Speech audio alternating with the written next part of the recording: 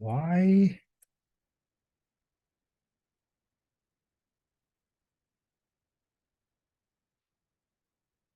Okay, Aaron, what was your question again? I heard you mentioned that going down by copy is a really bad idea, but what if I cast up by reference first and then go down? As long as I have no intention of going back up, then that should be fine, right? Yes. Yes. So it works in reverse because I know you said you can go up by copy as long as you don't instantly go back down. Right. Okay. Yeah. So let me just rephrase some of the things you said because there are students here probably didn't hear you. Is yes, it's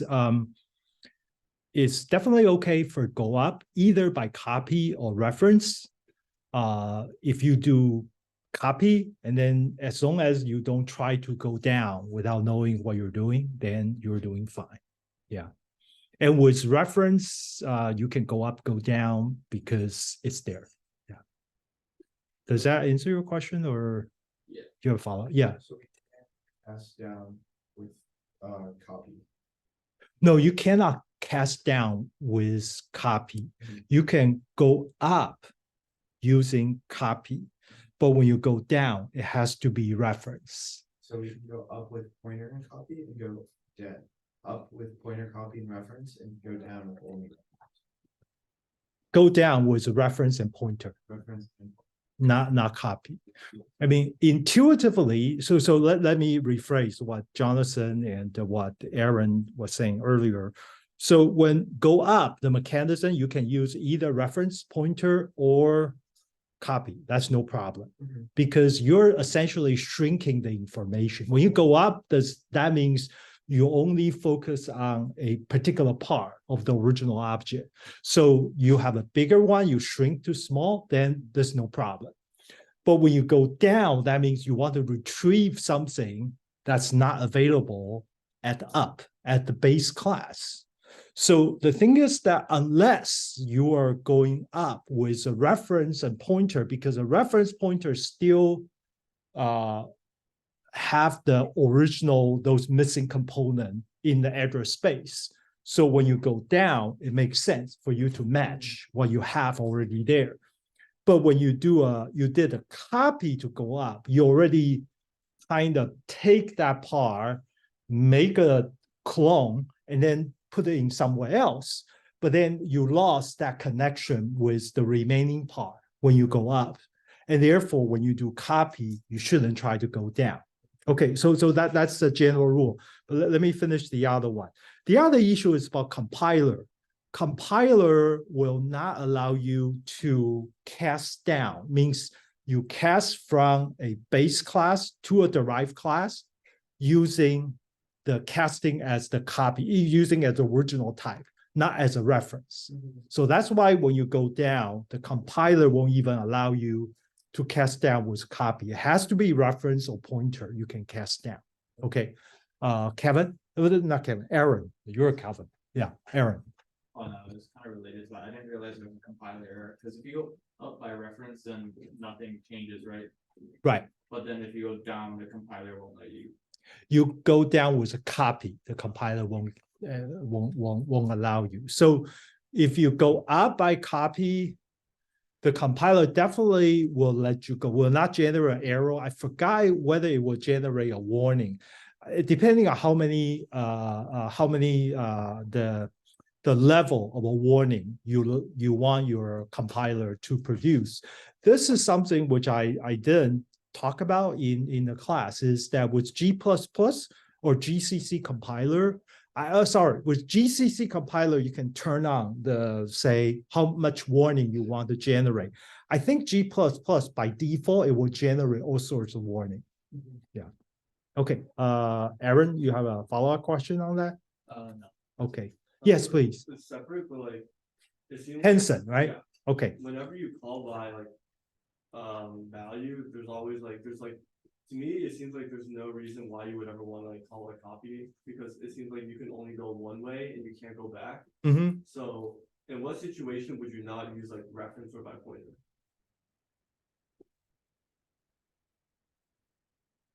Okay, there are multiple situations you want to do that. One of the situation you want to provide protection about the original object. You want to clone only the parent part and treat it as a parent. And then when usually, okay, when you make a copy is you don't want whatever program is going to process on the copy to affect the original value.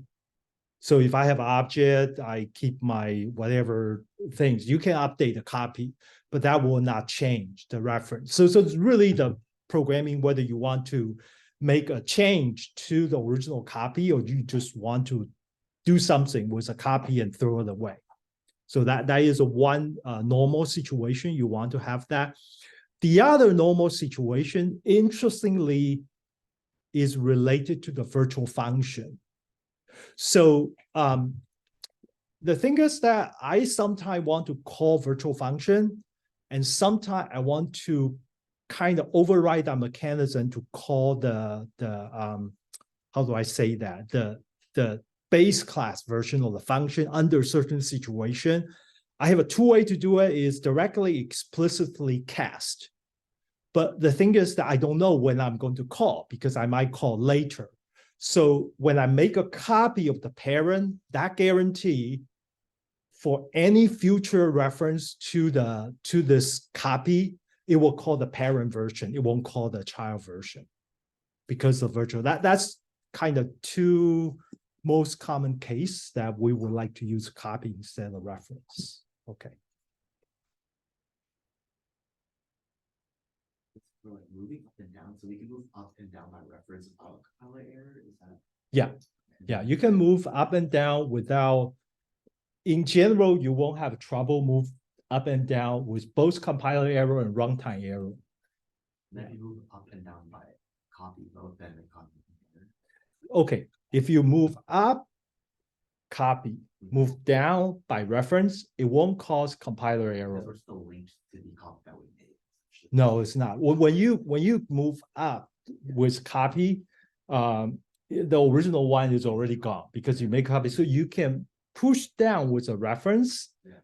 Compiler won't give you any syntax error, but when you run it in the runtime, you might encounter some runtime error. Remember, we have that garbage. Like no content, basically. Yeah, your reference to some kind of prohibited or is an area not designated really for this object. If you like never move up by copy, then it's always going to cause that. Like, Well, I said there are reasons. In fact, a lot of time we move up by copy. Most commonly is I want to make a copy of the object, but I don't want any changes after the fork of that new object. Any changes is going to affect the original object. Then we use copy. I mean, let me give you another example. If I'm going to call a function, the function is a black box. It's a black box. I don't even have a source code. It was developed by another vendor who developed the software. It asked me to pass in an object. The design usually is passing by a copy, not passing by reference. Because why? Because that function might change the object, which is affect the rest of my program, which is really bizarre. So it would be easier for me to move it there to let the function work on the copy. And at the end, it will return some result. And based on that result, I modify my original. oh, Okay, that's typical. Yeah. So if you override it to access the virtual function of the parent class, then does the vtable pointer point to the copy then? Say it again. You said that we can override which virtual function is being used, whether it's in the parent class or the child class, by using the virtual function? Or by creating a copy? So does the vtable pointer point to the copy? Okay, so when you make a copy, right? When you make a copy, so let me tell you, where's a vtable pointer? Vtable pointer is the first 8 byte of that object, the first 8 byte, right? So when you make a copy, you're going to create another A byte somewhere else. So that A byte, because it's copy, that A byte is pointing to the parent's V table. Parent is a class, okay, the class V table, but the original one is actually pointing to the base, sorry, not base, the derived class, the V table. So V table is per class. Every class has a V table. Yeah. I have a question about, So let me follow up on the question with Aaron. So in other words, another way to describe the difference between copy and non-copy is assuming all this class has a V table in the first A byte. So if you do a reference or pointer move up, the value of the V table pointer will remain the same, right? But when you do a copy, then that A byte of the V table pointer is going to change because you make a copy, now it's pointing to a different place. Okay. Yeah, Jonathan. I think it was related to virtual classes. You had that little chart where it was like if the base class was public or if the base class was protected or private, and then like whatever we had for the derived class, and then what the derived class would be, like would it be public, private, or protected? Right. So I looked at the chart and it seemed like if the base class was one of the three, then the child class stayed or like was the same no matter what. Is that true? Because you had like public and then you had options like if it was public or protected, it still ended up being a public class. Or if it was protected, it still ended up protected. Okay, so let me ask, when you do an inheritance, okay, inheritance say GPS colon, the mode is public, protected, private, and then the label GPS, right? So which one you're talking about this? You're talking about this remote, right? Yeah. Okay, so you're saying that if it says public, Or I'm saying if the parent class is public, does the child class? okay, I want to when you say the parents class is public, you means that within this curly bracket, Yeah. there's public, means that there is certain stuff in the public, right? Yeah. Okay. And If it's a public, then whatever you have in public it will still be, if the inheritance relationship is also public, then those public will be public in the child class. So, okay, I guess I know some of your question. So if something, either an attribute or a member function, they're public in the parent class, then when you inherit that, regardless the inheritance itself is a public or protected, I think those things will be public. But if it's a private, if I inherit that as a private inheritance, I think even if you're public, it becomes private to the subclass, if I remember correctly. Yeah, because I to be honest with you, I hardly use it private as an inheritance. Yeah, it's usually kind of maybe I just not experienced enough to use that particular option. Yeah. Okay, but according to your rule, that's my understanding. Yeah. Follow up. I had a question about virtual function. Okay, can you give me a second? Let me check the printer. Pause here. Dr. Wu? Yes, go ahead. So the virtual function, I understand that, I just wanted to make sure, so if I was to use a virtual function for, an object that was referenced to the parent class. So if I had object one that was like a labeled GPS object, but I used GPS DB ampersand to reference it, and then I used the virtual function. The virtual function that would be called would be the one from its original class, right? Labeled GPS. No, in that case, for example, in the example, dump to JSON Mhm. is a virtual function. Yeah. So both label GPS and GPS, they have that, right? Mhm. They have that as one of the function as a virtual function. Yeah. Okay. So if you call directly this to the whatever the object dot the dump to JSON, Mhm. you'll always find the V table and try to find out whether it's labeled GPS or GPS, regardless your GPS pointer or label GPS pointer. Okay, that's that mechanism. However, when you call you use an object to call a function, and then when you say GPS underscore DD colon, then you say dump to JSON, Mhm. that is a hardwire. That override the virtual function because you explicitly tell the compiler that I want to call this particular version of the dump to JSON. So whenever you put a class label, that override whatever virtual function mechanism. So essentially, compiler, when they saw that, they will not go bother to generate the code to retrieve the function pointer from the V table. They would directly call that function. Okay, that's just the rule. Just the rule. Okay. Yes, Aaron. The video last night about, you mentioned something about the true type, the compiler doesn't know the true type, and that's the whole point of Right. virtual. Right. But, okay, so like, from what I understand, virtual enables polymorphism, right? Because it can't determine the true type at runtime. Yes, Or- it has to wait until the runtime to make a decision. And the true type, essentially, the information about true type is stored in the V table pointer. What do you mean by true type for functions, though? Sorry, when I say true type, meaning that the original, the object or class type when it was created. Yeah, it's object creation type. So what is, let me say it this way.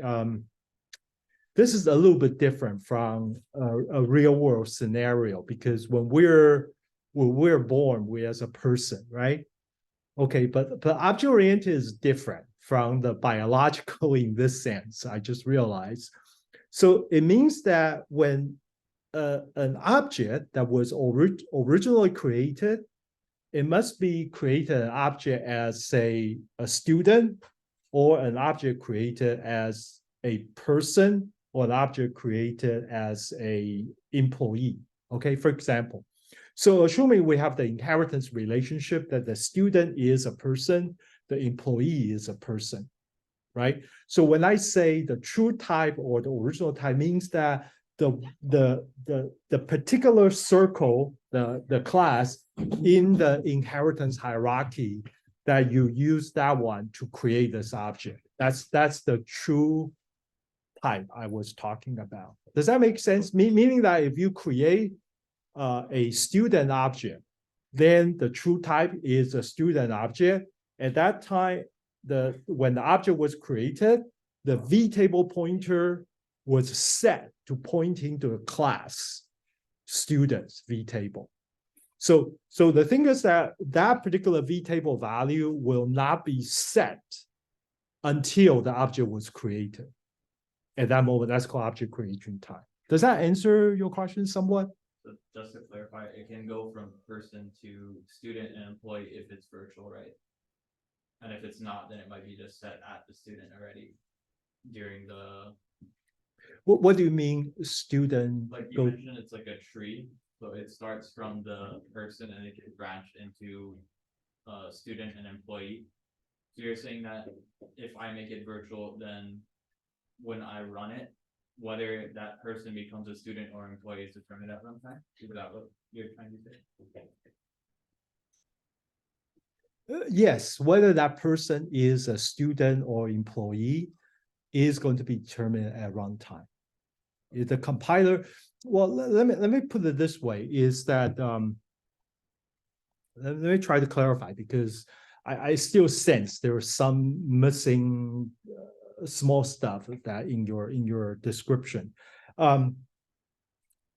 when we say the compiler don't know whether a person is really a student, employee, or is actually a person, just a person, not employee, not this. So it must be somewhere in your code, you try to refer to a person object. So the compiler need to deal with something in your code is accessing a person object. Okay, that person object is, for example, you want to call a dump to JSON function of that person object. So if dump to JSON is a virtual function, okay, if that particular member function is a virtual function, then the compiler at that time, it cannot determine whether I should call the student version of dump to JSON, or I should call employee, or I should call person. That's the compiler's situation, because there is somewhere else in the program, might not be even in the same program, it might be very far away. The compiler has no way to access. And over there, they actually create object that I'm dealing with right now. And therefore, I have no way to actually compiler know what was the original type it was created. Yeah, so it's only until the runtime. By the way, whoever generate the code for that original type creation, that code must include some part of the code that will put the vtable pointer into the first 8 byte of that object. So that's why, and that won't be done until the runtime.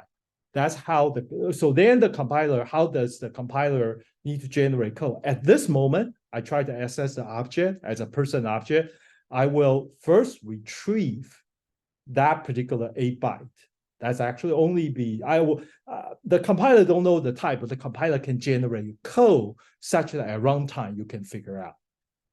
Okay, does that make sense? That's kind of one of the hardest topic when we talk about compiler time and runtime, because compiler has a limitation, but the compiler can generate code to be used at runtime to resolve this problem. Okay. Professor, okay. I have a question. Hold on, I have a two question from remote. Wait, I have a question for like casting when it comes to virtual inheritance. Like, you said that you cannot cast down, or like, can you cast up? Like, how does that work? Okay, Shruti asked a question: is that casting? Can we cast to other type other than the you can cast to other type? Do you have to be the parent type? The answer is no, it doesn't have to be parent type. You can cast to many different type. Exactly what are allowed, what's not allowed, it all depends. It's complicated, by the way, Shruti. It's a good question. It's complicated because sometimes the compiler realize you can do this conversion for what do I call? There is a conversion that's available for that particular casting, but sometimes the compiler check that saying that, well, there is no way I can do this conversion. Then that conversion will got the error. Okay, the rule is complicated. For example, pretty much you can cast any kind of pointer type. If you have a pointer type, then I don't care whether you're pointer to this object or that object. If it's a pointer, I can always cast regardless. If you cast to a say from a C string to a C++ string class, and that's usually allowed because the compiler knows how to deal with the C and C++. So there's kind of cases like this, they will handle, but if they have no knowledge to handle that, they will give you an error. Okay.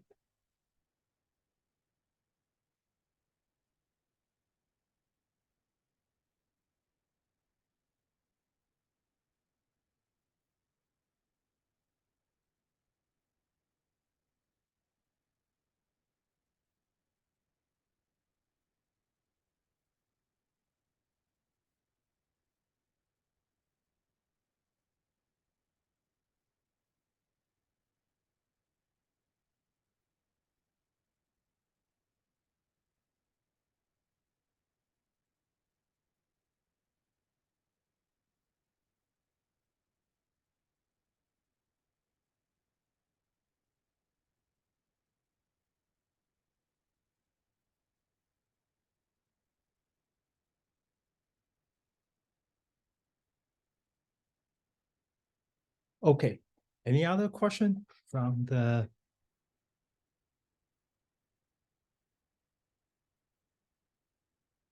Anybody?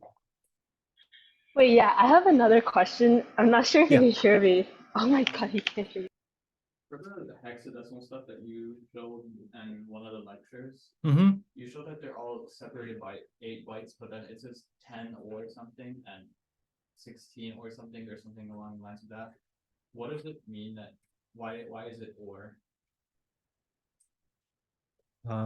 Which one? Can you show me where I say what did I say?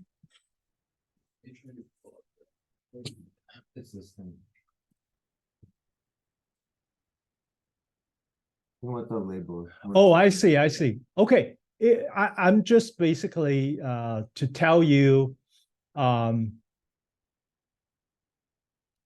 what I say is the difference between, I believe, is label. Let me see. Why is it 1.8? 1.8 is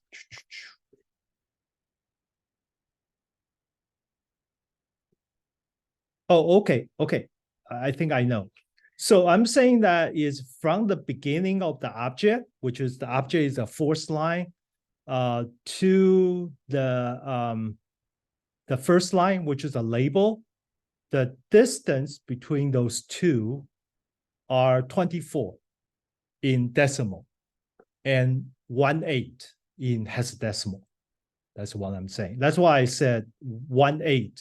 The distance is 1.8, or is 1.8 is equivalent to 24 in decimal. Decimal is 10 base system.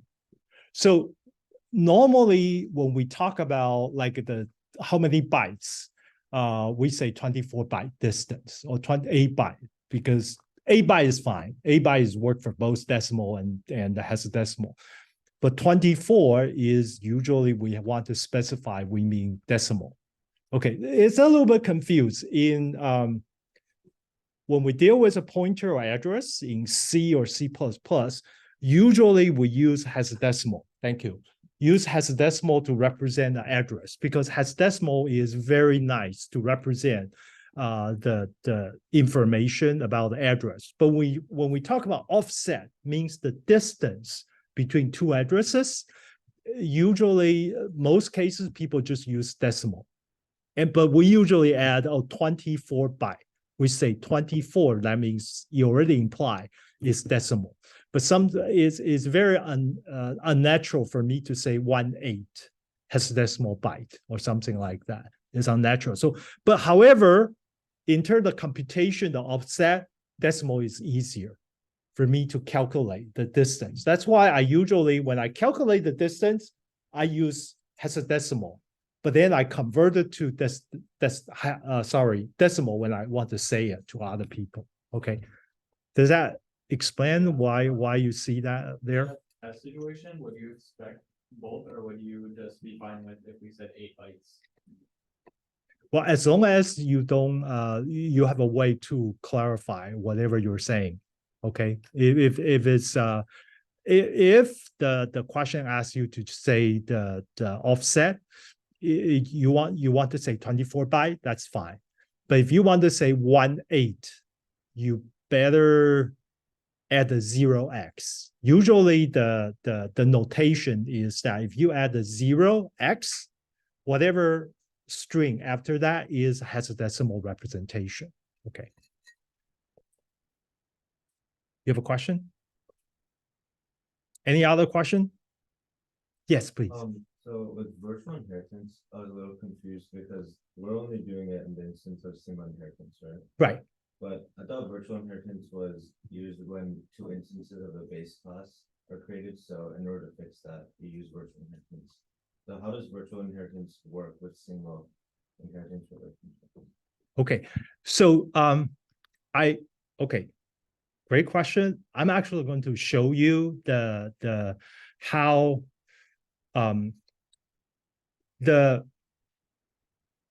you can say you can have single inheritance using virtual, but the way the programmer perceive what it is means that single inheritance without virtual base or single inheritance with virtual base. These two, from the programmer perspective, it should be identical. But the memory perspective is different.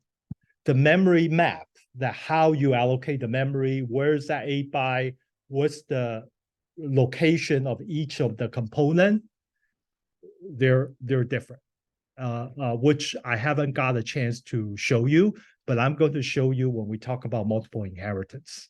Okay. I was wondering, because is that going to be on the midterm? No, the virtual base is not on the midterm. I just mentioned under what situation you will have a V table. Pointer is either you're having a virtual function or you're having V base. When you have either one of them, you're going to see V table. But precisely what V base is doing, we haven't, touched that yet. Okay. Okay, any other question? I'm going to pause again to check a printer, okay? I'll be back. Okay, any other question? Yes, please. I'm still confused about the V table and exactly like, so is it just like when you say table, are you saying like it's an array of like multiple pointers and each point to like a class? No. V table is a data structure, is a struct. It's a struct that's associated with every single class. So every single class has a V table. So V table contain information such as the linkage supporting virtual function, what is the pointer to what is the function that's corresponding to that. So you can think about V table has two, in fact, V table has a lot of pointer and a few other information for you to use that information to access to the pointer, the information. So to explain the detail of the V table, it might take a while. But later, if you're interested, this is more advanced. You can really go to the V table data structure to actually see how it's organized. Okay, but basically, you can think about just simplify. It just contain the function pointer for the virtual function that this particular class has, and also it has some virtual base pointer when you using virtual inheritance. Ooh, wow. When you use a virtual inheritance, you will need the V table to do certain kind of pointing so you can access to the attribute you want to access. Okay. Can I ask how many questions are going to be on? 3. Sure. Yeah. So I mentioned earlier, you were 3 pages, three questions, 20 pages. Okay, not to scare you. It's just not to scare you because I print a lot of code. Okay, some of the code, a lot of this is the code that we present in the class. I just want you to don't have to remember. You can actually look at that right there. But what really should be scaring is the printer. The printer is printing lots of copy. Yeah. Okay. Any other question? Okay, then I will see you in about 40 minutes. Okay.